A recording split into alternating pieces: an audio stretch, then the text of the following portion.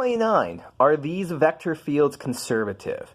So the quickest way to check if a vector field is conservative is to calculate the curl. So that's really what we're asking here.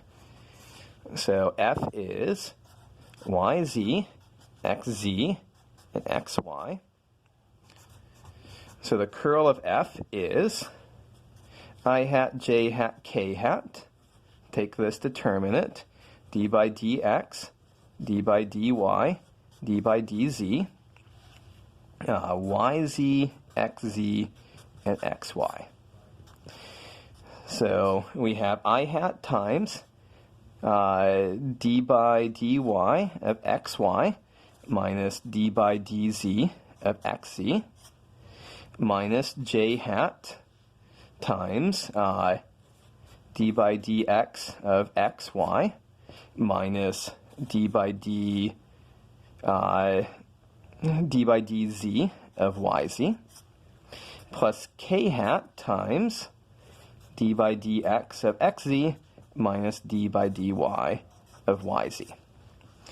So let's see, we've got a bunch of partial derivatives compute. Let's see if everything cancels out. The y derivative of this would be x. The z derivative of this would be x. The y derivative of this, sorry, the x derivative of this would be y. The z derivative of this would be y. And the x derivative of this would be z. And the y derivative of this would be z. And we get 0, 0, 0.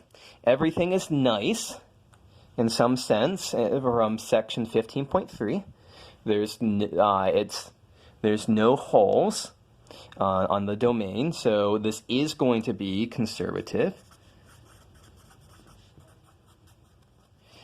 This wasn't asked in the problem, but I think it's good for us to just go ahead and we might as well find the potential function. So it's not asked, but if we want to feel more certain, we can find a potential function. So v is the integral of yz dx. It's the integral of xz dy. It's the integral of xy dz. And so this is going to be xyz plus some function that potentially depends on y and z. This would be xyz plus some function that potentially depends on x and z. Some function is xyz plus some function that potentially depends on x and y. But I think we can see what is v. We just have x, y, z appearing everywhere. If we want, we could tack on any constant would give us a potential function. Okay, let's take a look at part B here. X squared, xy, 3z squared.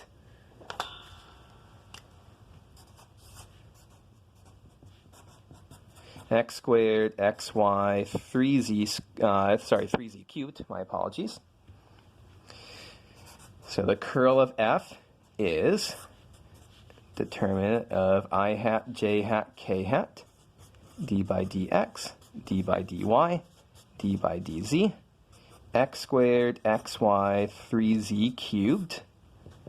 So I hat times d by dy of 3z cubed minus d by dz of xy minus j hat d by dx of 3z cubed minus d by dz of x squared plus k hat d by dx of xy minus d by dy of x squared.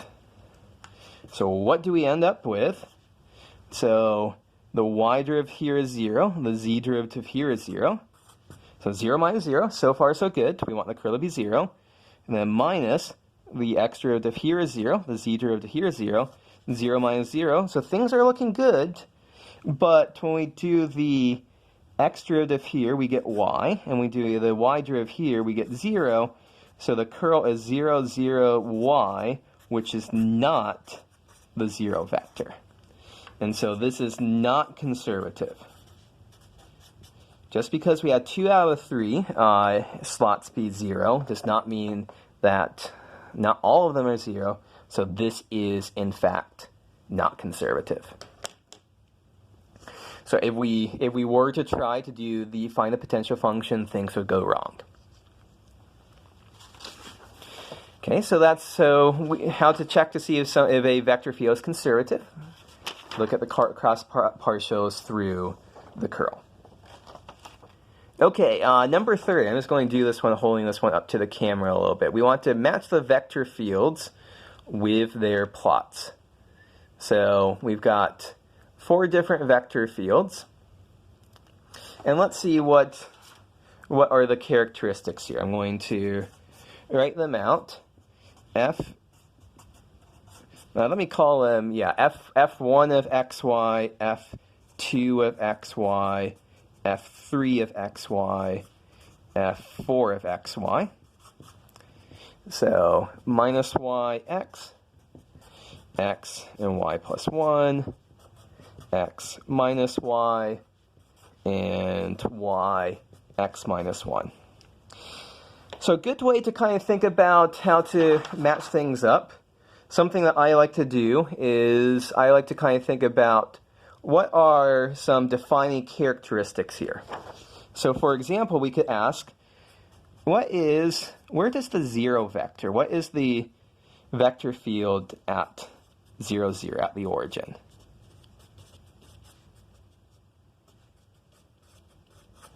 So we crunch this out, we see we get 0, 0, 0, 1, 0, 0, and 0, minus 1.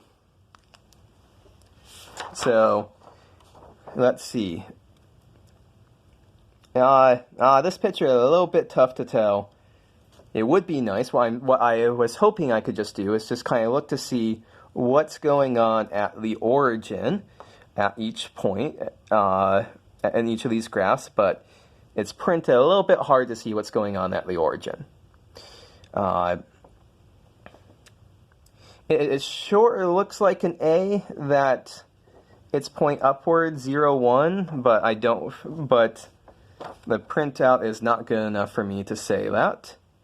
So maybe we can try it at other points. How about at something like 1, at 0, 1? That would be a good thing to try. So F1 of 0, 1, F2 of 0, 1, F3 of 0, 1, F4 of 0, 1. So minus 1, 0. Let's see.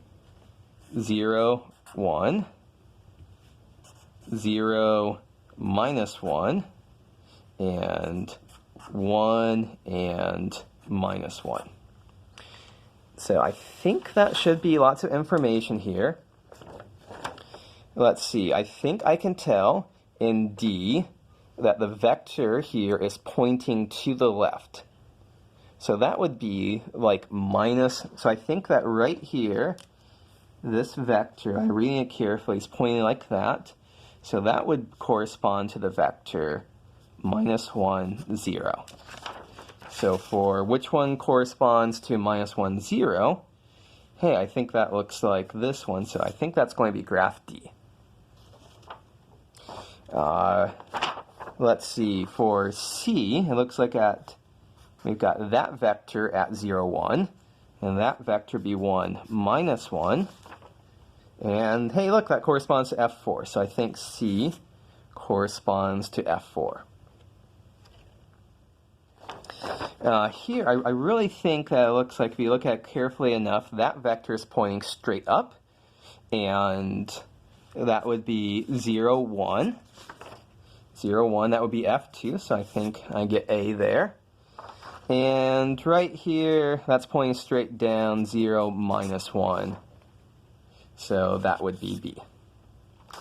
So if you want to check this, that's enough to convince me, but if you want to check this, you can try at other points, like 1, 0, 1, 1, stuff like that, and see if you do have the arrows going in the direction that they should go. should go from what it's told. But I think that's enough to convince me of this.